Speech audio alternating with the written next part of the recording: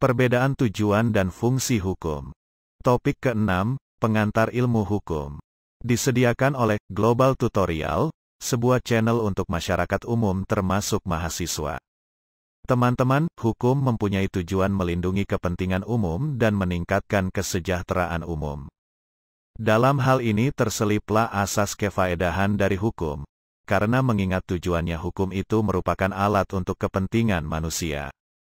Sebagai kesimpulan tujuan dari hukum dapatlah dirumuskan sebagai, hukum haruslah mencoba memberikan kepuasan, atau kefaedahan, terhadap kebutuhan masyarakat baik yang bersifat material maupun imaterial, yaitu mengatur masyarakat sedemikian rupa sehingga para anggotanya dapat mengembangkan kehidupan dan penghidupannya setinggi mungkin baik yang bersifat kejasmanian maupun kerohanian.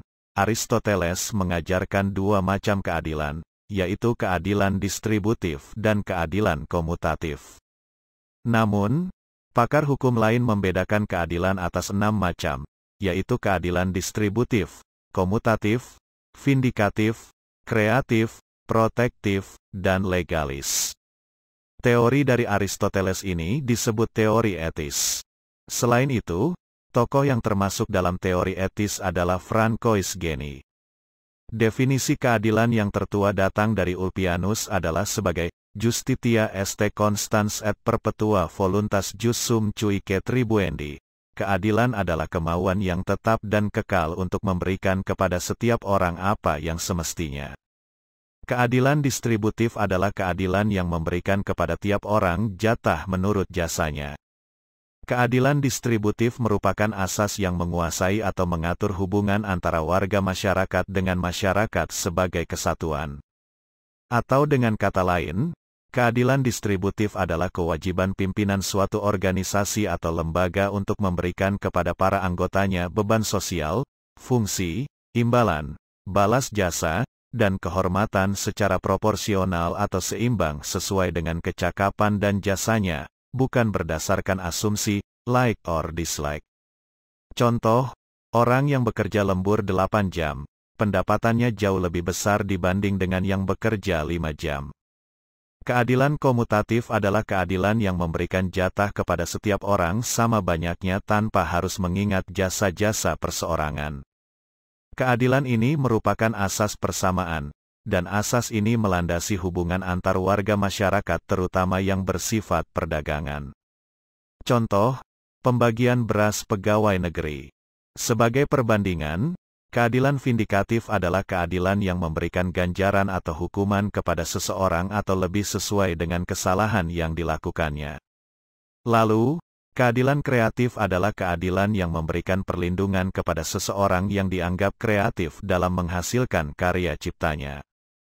Keadilan protektif adalah keadilan yang memberikan bantuan dan perlindungan kepada setiap manusia sehingga tidak seorang pun dapat dilakukan sewenang-wenang. Sedangkan, keadilan legalis adalah keadilan yang ingin diciptakan oleh undang-undang. Van Apeldoorn menganggap bahwa teori etis Aristoteles dianggap berat sebelah karena terlalu mengagungkan keadilan sehingga tidak mampu membuat peraturan umum. Padahal peraturan umum itu merupakan sarana untuk kepastian dan tertib hukum. Timbul kesenjangan antara tuntutan keadilan di satu pihak dan tuntutan kepastian di lain pihak. Semakin tepat dan tajam suatu peraturan hukum, maka semakin terdesaklah keadilan, sehingga muncul adagium, summum ius, summa iniuria, yang berarti bahwa keadilan tertinggi dapat berarti ketidakadilan tertinggi. Mohtar Kusumaatmaja dan Arif Sidarta menyatakan bahwa tujuan hukum tidak bisa dilepaskan dari tujuan akhir dari hidup bermasyarakat yang tidak dapat dilepaskan dari nilai-nilai dan falsafah hidup yang menjadi dasar hidup masyarakat itu, yang akhirnya bermuara pada keadilan. Jeremy Bentham memperkenalkan suatu teori tentang tujuan hukum. Bentham berpendapat bahwa hukum bertujuan untuk mewujudkan apa yang berfaedah atau yang sesuai dengan daya guna, atau efektif. Dari teori ini lahir adagium, the greatest happiness for the greatest number, yang artinya kebahagiaan yang terbesar untuk jumlah yang terbanyak. Teori ini disebut sebagai utilitarisme atau teori utilitas. Selain itu, teori utilitas mengajarkan bahwa hanya dalam ketertibanlah setiap orang akan mendapat kesempatan untuk mewujudkan kebahagiaan terbanyak. Teori ini mengagungkan kepastian hukum dan memerlukan adanya peraturan yang berlaku umum. Maka muncul semboyan, lex dura sed lamen scripta, atau lex dura sed ita scripta. Semboyan ini dikumandangkan Ulpianus dalam Digesta yang berarti bahwa undang-undang itu keras, tetapi memang sudah ditentukan demikian bunyinya. Sebagai ilustrasi dalam kehidupan sehari-hari adalah masalah pelebaran jalan. Walaupun harus mengorbankan rasa keadilan karena harus ada yang tergusur, tapi manfaat pelebaran jalan tersebut sangat besar untuk kepentingan banyak orang. Sehingga hukum yang mengatur tentang pelebaran jalan tersebut menurut teori utilitas tujuannya sudah tercapai. Sama seperti teori etis, teori utilitas dianggap berat sebelah. Anggapan ini benar sebab hukum baru dapat dikatakan berhasil apabila dapat mewujudkan keadilan. Apabila ada gagasan yang memisahkan keadilan dari hukum, maka ada asumsi bahwa hukum itu identik dengan kekuasaan. Dan hal ini tentu kurang tepat karena hukum dan kekuasaan itu saling membutuhkan, yaitu sejalan dengan Mohtar Kusumaatmadja yang mengatakan bahwa hukum tanpa kekuasaan adalah angan-angan, kekuasaan tanpa hukum adalah kelaliman. Tentu terdapat kelemahan pada teori etis dan teori utilitas, yaitu berat sebelah. Apabila mengagungkan keadilan, maka teori etis mengabaikan kepastian hukum. Apabila terabaikan, ketertiban akan terganggu karena dengan terciptanya ketertiban, maka keadilan dapat terwujud dengan baik.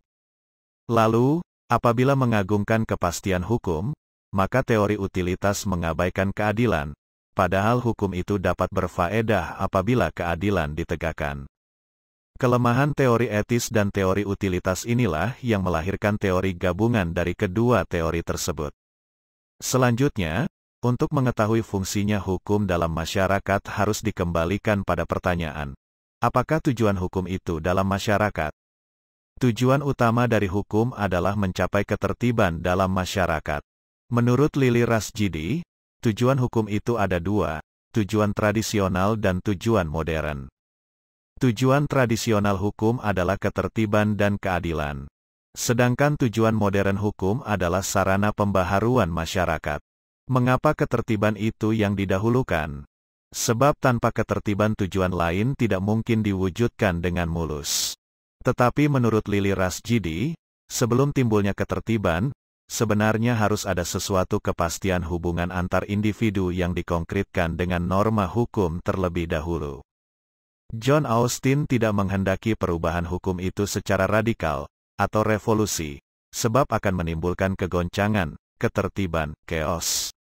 Artinya yang lama sudah dilebur, yang baru belum terbentuk sehingga hukum menjadi tidak berwibawa. Tetapi menurut Lili Rasjidi, seharusnyalah pakar hukum berfungsi menciptakan hukum dan hukum harus terus dijalankan walaupun suasana pembaharuan.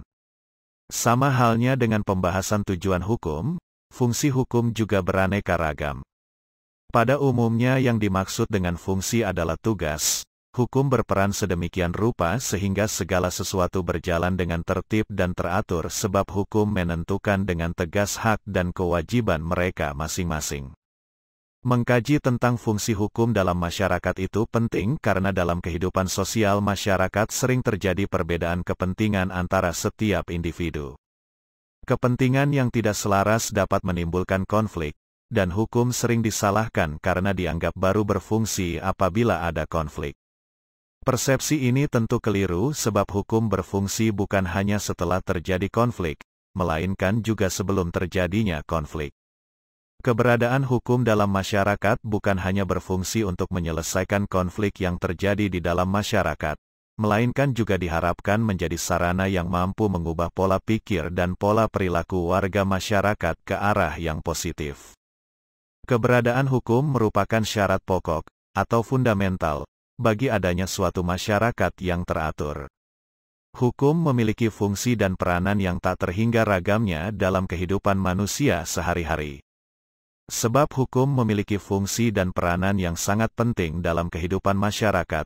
Hukum dapat menciptakan rasa aman, tenteram, damai, adil dan makmur. Maka, hukum akan memiliki kerja yang baik apabila dua fungsi hukum betul-betul membumi dalam kehidupan masyarakat seperti 1. Fungsinya yang pasif yang hanya untuk menjaga status quo. Fungsi ini disebut sarana social control. 2. Fungsinya yang aktif yang merombak tatanan yang telah ada menuju suatu keadaan yang dicita-citakan. Fungsi ini dikenal sebagai law as a tool of social engineering. Perubahan masyarakat yang sangat pesat membawa dampak terhadap keberadaan dan berlakunya hukum. Dampak tersebut menimbulkan berbagai kemungkinan dalam melaksanakan fungsinya demi mencapai tujuan hukum. Untuk mencapai tujuan hukum tentu hukum harus difungsikan menurut fungsi-fungsi tertentu. Demi tercapainya tujuan hukum, perlu dipilih sarana yang paling tepat yang berfungsi untuk mengantar hukum ke tujuan yang diprioritaskan. Hukum diharapkan berfungsi aktif untuk merombak atau mengubah tatanan masyarakat menuju suatu perubahan yang direncanakan.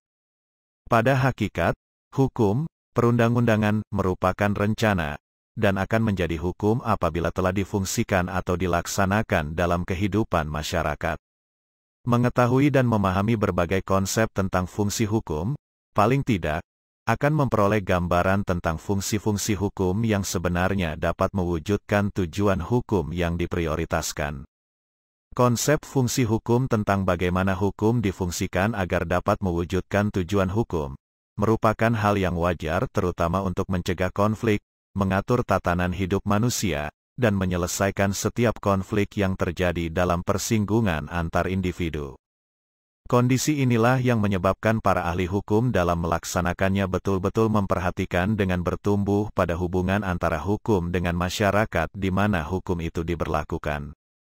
Dalam hubungan ini, banyak pakar telah mengemukakan pendapatnya, seperti Lawrence M. Friedman, dikutip oleh Soleiman Betaneko, menyatakan bahwa fungsi hukum itu meliputi 1. Pengawasan, pengendalian sosial, social control. 2. Penyelesaian sengketa, dispute settlement. 3. Rekayasa sosial, social engineering, redistributif, atau innovation. Selanjutnya, Sujono Dirjosisworo juga menjelaskan garis besar dari fungsi hukum yang diklasifikasi menjadi 3 tahap, yaitu 1. Fungsi hukum sebagai alat ketertiban dan keteraturan masyarakat. Hukum sebagai norma merupakan petunjuk dalam kehidupan, Levensvorschriften. Fungsi ini memungkinkan untuk diperankan oleh hakim karena hukum memberikan petunjuk kepada masyarakat bagaimana mereka harus bertingkah laku. Menunjukkan mana yang baik dan mana yang tercela melalui norma-normanya yang mengatur pemerintah-pemerintah ataupun larangan-larangan, sedemikian rupa, sehingga warga masyarakat diberi petunjuk untuk bertingkah laku. Masing-masing anggota masyarakat sudah mengerti apa yang harus diperbuat atau tidak berbuat sedemikian rupa sehingga bisa tertib dan teratur. Apabila masyarakat mau mentaati hukum serta menyadari dan melaksanakan baik perintah maupun larangan yang tercantum dalam hukum, kita yakin bahwa fungsi hukum sebagai alat ketertiban masyarakat dapat direalisir. 2. Fungsi hukum sebagai sarana untuk mewujudkan keadilan sosial lahir batin. Hukum yang bersifat mengikat dan memaksa serta dapat dipaksakan oleh alat negara yang berwenang, berpengaruh besar terhadap orang yang akan melakukan pelanggaran sehingga mereka takut akan ancaman hukumannya. Hukum yang bersifat memaksa dapat diterapkan kepada siapa saja yang bersalah. Mereka yang melakukan kesalahan atau melakukan pelanggaran diberi sanksi hukuman, baik itu berupa hukuman penjara, denda, membayar ganti rugi, dan sebagainya, maka dengan demikian keadilan dicapai. 3. Fungsi hukum sebagai sarana penggerak pembangunan. Sifat hukum dapat digunakan sebagai penggerak pembangunan.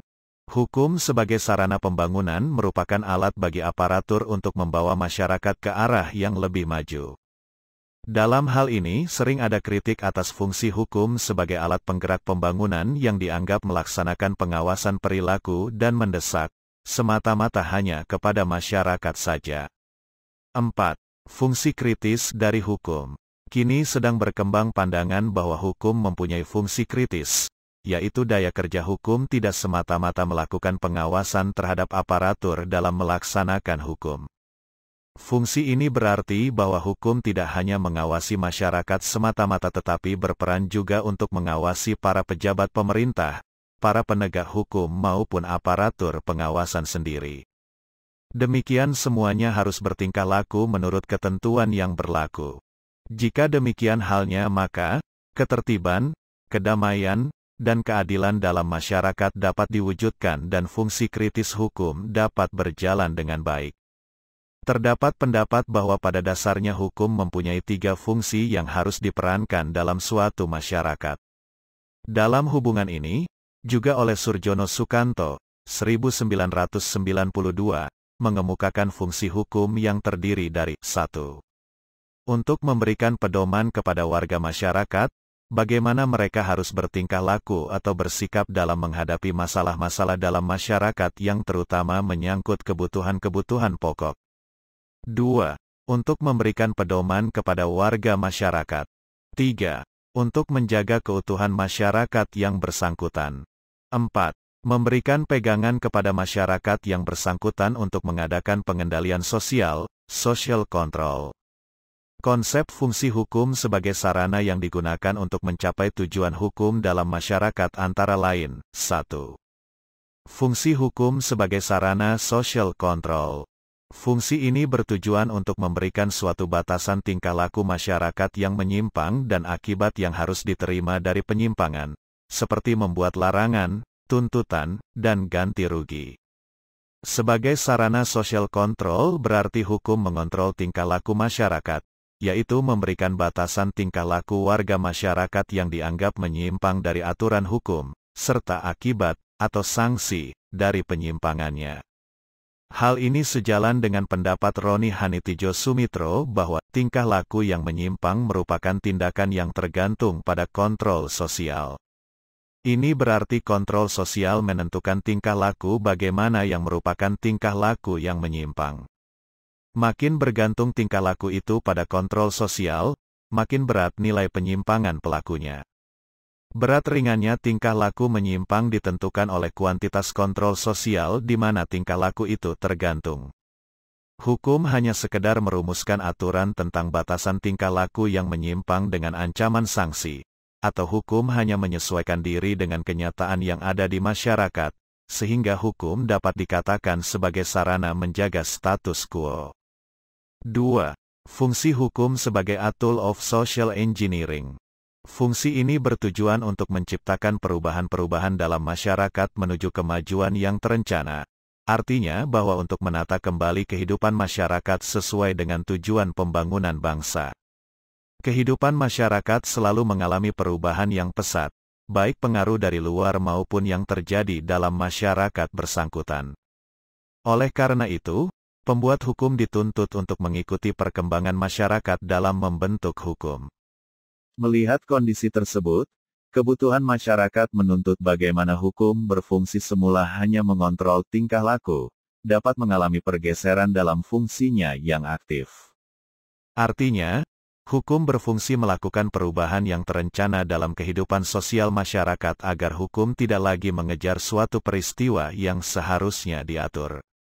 Roscoe Pound mengemukakan satu konsep fungsi hukum sebagai a tool of social engineering. Kemudian pengertian a tool of social engineering, menurut Surjono Sukanto, hukum sebagai alat untuk mengubah masyarakat, dalam arti bahwa hukum mungkin digunakan sebagai alat oleh agen of change. Agen of change atau pelopor perubahan adalah seseorang atau sekelompok orang yang mendapatkan kepercayaan dari masyarakat sebagai pemimpin satu atau lebih lembaga-lembaga kemasyarakatan.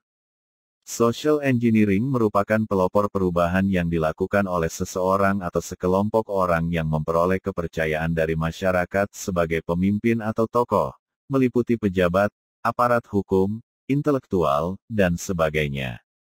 Social engineering berarti hukum sebagai instrumen perubahan kehidupan sosial masyarakat ke arah kemajuan, bahkan sekaligus mengendalikan kehidupan sosial masyarakat yang direncanakan sebelumnya menuju kehidupan yang lebih baik.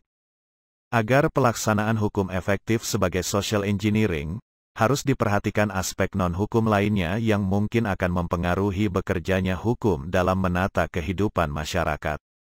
3. Fungsi hukum sebagai simbol. Fungsi ini bertujuan untuk menyederhanakan rangkaian tindakan atau peristiwa tertentu sehingga diperoleh pengertian umumnya. Penyimbolan yang dilakukan oleh hukum, termasuk konsep rumusan tingkah laku atau peristiwa tertentu ke dalam suatu jenis terminologi hukum, akan memudahkan pelaksana maupun masyarakat untuk saling memahami makna peristiwa yang terjadi dalam masyarakat. Selain itu, penyimbolan berfungsi untuk mempermudah pelaksana hukum dalam proses sosialisasi hukum yang diberlakukan dalam masyarakat. Penyimbolan juga membantu komunikasi antara pelaksana dan masyarakat.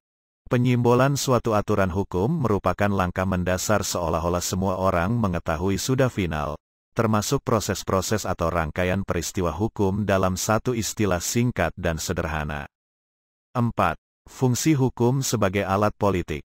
Fungsi ini bertujuan untuk memperkokoh kekuasaan politik atau mengefektifkan pelaksanaan kekuasaan negara.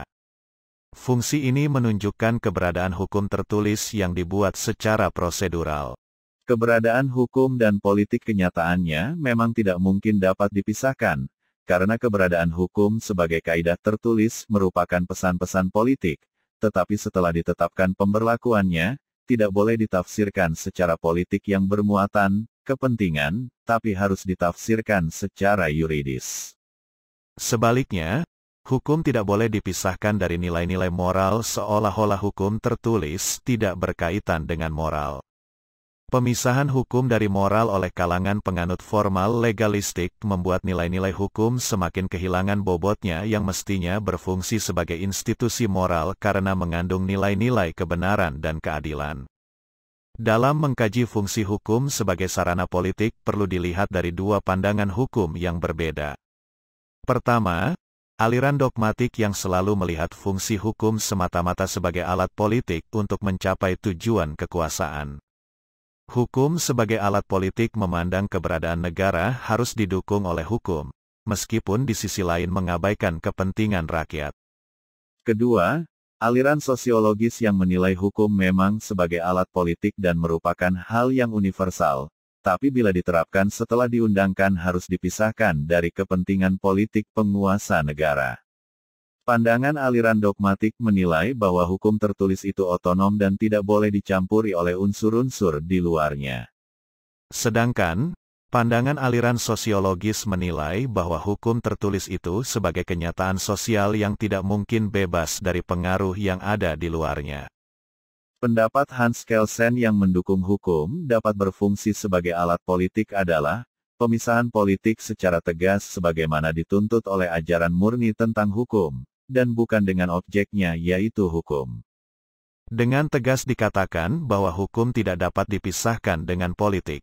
Konsep hukum sebagai alat politik akan lebih transparan bila dikaitkan dengan konsep negara hukum yang dikemukakan McIver bahwa ada dua jenis hukum dalam kekuasaan politik, yaitu hukum konstitusi dan hukum biasa. Fungsi hukum sebagai alat politik kenyataannya memang diakui keberadaannya, tetapi fungsi hukum tersebut tetap harus ada batasnya, yaitu tidak bertentangan dengan konstitusi. 5. Fungsi hukum sebagai sarana penyelesaian sengketa. Hukum bertujuan untuk menyelesaikan setiap konflik atau sengketa yang terjadi dalam masyarakat, sehingga tercipta keteraturan dan ketentraman hidup warga masyarakat. 6. Fungsi hukum sebagai sarana pengendalian sosial. Fungsi ini bertujuan untuk mengendalikan masyarakat secara terencana, agar kehidupan sosial masyarakat dapat terkendali sesuai peraturan hukum yang berlaku. Fungsi hukum sebagai pengendalian sosial merupakan suatu proses yang direncanakan sebelumnya dengan tujuan untuk menganjurkan, mengajak, menyuruh, bahkan memaksa warga masyarakat agar mematuhi kaidah hukum yang berlaku. Sifat dari fungsi ini dapat dilakukan dalam 3 bentuk, yaitu a. Bersifat preventif, mencegah terjadinya gangguan stabilitas dalam kehidupan masyarakat. b. Bersifat represif, mengembalikan keseimbangan yang telah mengalami gangguan dalam kehidupan masyarakat. c. bersifat preventif represif, mencegah terjadinya gangguan, juga sekaligus mengembalikan keseimbangan antara stabilitas dan fleksibilitas dalam kehidupan masyarakat. Selain itu, penyelenggaraan fungsi pengendalian sosial menggunakan hukum dapat berfungsi dengan baik dibedakan atas 3 bentuk, antara lain, a. bentuk fisik, misalnya dengan menggunakan kekuatan senjata yang lazim, tujuannya agar warga masyarakat merasa takut dan mengalah. b. bentuk kebendaan dan jasa, biasa disebut kekuasaan utilitarian power. Misalnya dengan memberikan hadiah atau penghargaan yang banyak digunakan pada negara yang masyarakatnya dalam kondisi aman dan tenteram, tujuannya agar masyarakat dengan kesadaran yang tinggi mematuhi kaidah hukum yang berlaku sebanyak mungkin. C. bentuk simbolis, biasa disebut kekuasaan social power atau normative power. Misalnya dengan pemberian proses teladan dalam bentuk norma-norma dari tingkah laku sebagian besar masyarakat, tujuannya untuk menanamkan keyakinan bagi masyarakat terhadap tujuan dan manfaat mematuhi kaidah hukum yang berlaku. 7. Fungsi hukum sebagai sarana pengintegrasi sosial. Fungsi ini bertujuan untuk mengurangi konflik yang terjadi dan memperlancar proses interaksi pergaulan sosial. Hukum menjadi sarana untuk menciptakan keserasian berbagai kepentingan masyarakat, sehingga proses pergaulan hidup berlangsung dengan tertib dan lancar. Fungsi hukum untuk memperlancar interaksi dalam memajukan pembangunan ekonomi dapat dilihat aspek kegunaannya di bidang hukum publik, yaitu yang bersifat administratif untuk mendorong perkembangan ekonomi melalui lembaga-lembaga hukum, dan di bidang hukum privat perdata, yaitu yang mengatur hubungan antar pelaku ekonomi, sehingga dapat meningkatkan kepastian hukum melalui perjanjian atau kontrak. Selanjutnya, Joseph Ras dalam bukunya, The Authority of Law, memperkenalkan suatu konsep tentang fungsi hukum sebagai fungsi sosial yang dibedakan sebagai berikut. 1. Fungsi langsung, bersifat primer meliputi, a. pencegahan perbuatan tertentu dan mendorong dilakukannya perbuatan tertentu, b. penyediaan fasilitas bagi rencana-rencana privat, c. penyediaan servis dan pembagian kembali barang-barang, dan d. penyelesaian perselisihan di luar jalur reguler. Berdasarkan fungsi langsung bersifat primer, ada 3 faktor dalam mencapai tujuan hukum, antara lain, a. faktor pencegahan melalui suatu perbuatan tertentu, b. faktor penyediaan fasilitas atau sarana hukum dalam meningkatkan pelayanan hukum bagi individu, c. faktor penyelesaian konflik yang dilakukan di luar jalur proses pengadilan. Fungsi langsung, bersifat sekunder meliputi, a. prosedur perubahan hukum, seperti pembuatan undang-undang dasar, undang-undang, pembentukan hukum melalui putusan pengadilan, serta ketentuan yang dibuat lembaga publik yang independen. b. prosedur pelaksanaan hukum, seperti tugas kepolisian, penuntutan, law enforcement, dan lembaga permasyarakatan. 2.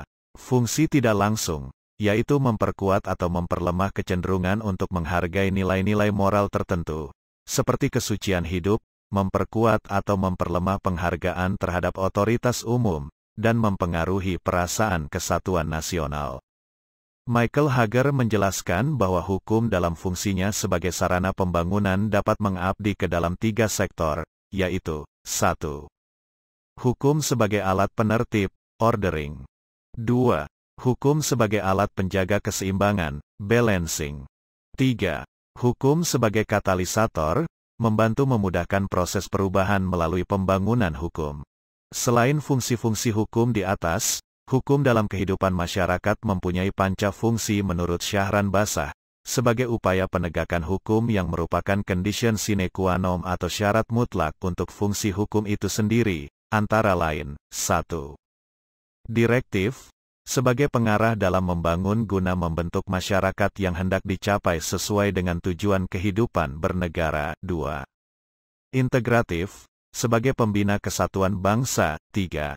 Stabilitatif, sebagai pemelihara, termasuk ke dalamnya hasil-hasil pembangunan, dan penjagaan keselarasan, keserasian dan keseimbangan dalam kehidupan bernegara dan bermasyarakat. 4.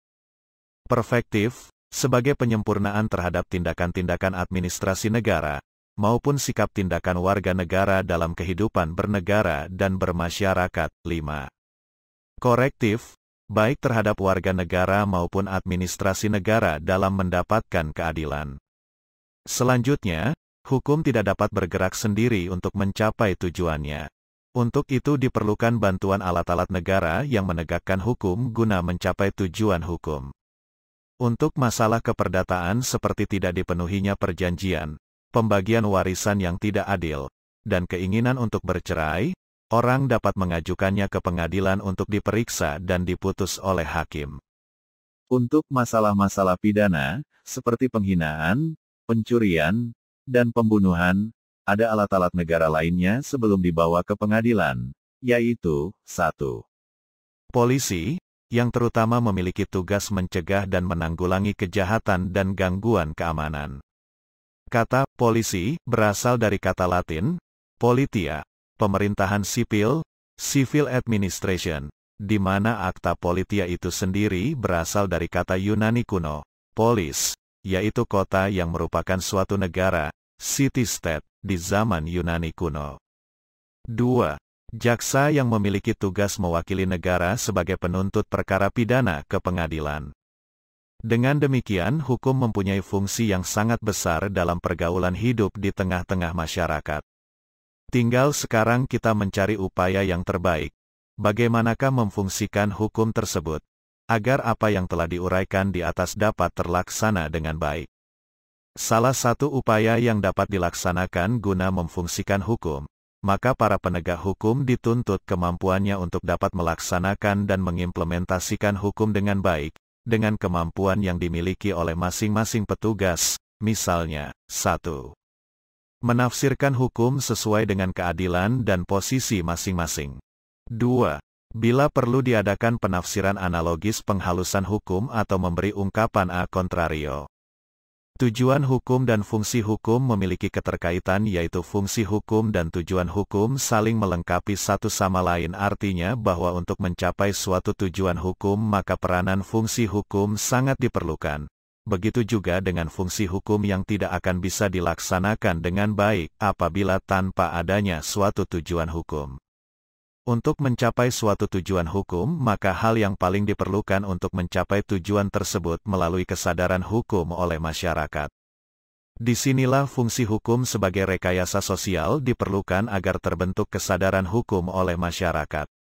Apabila kesadaran hukum sudah terbentuk, maka akan mudah mencapai suatu tujuan hukum.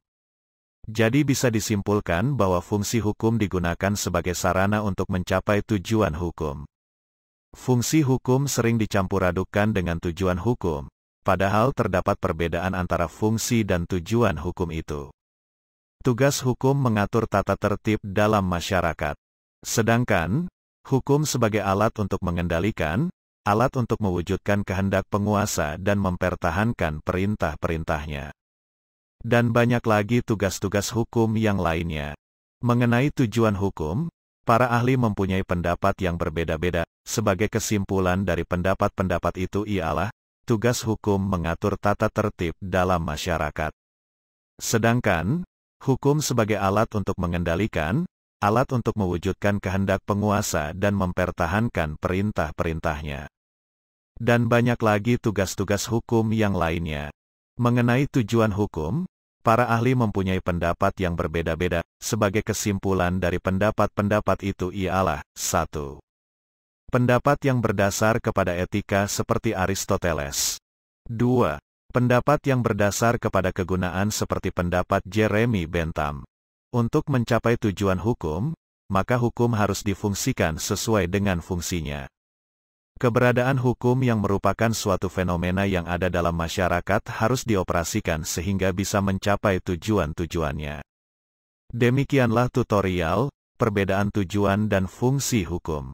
Channel Global Tutorial bermanfaat bagi siapa saja yang ingin menambah wawasan, termasuk mahasiswa perguruan tinggi negeri dan swasta manapun di Indonesia. Video tutorial juga dituturkan dan disubtitelkan agar dapat ditonton, dibaca sambil didengarkan. Jangan khawatir jika belum langsung paham. Untuk pemahaman yang lebih baik, putar dan dengarkan video ini berulang-ulang. Subscribe dan like, agar Anda mendapatkan update tutorial lainnya.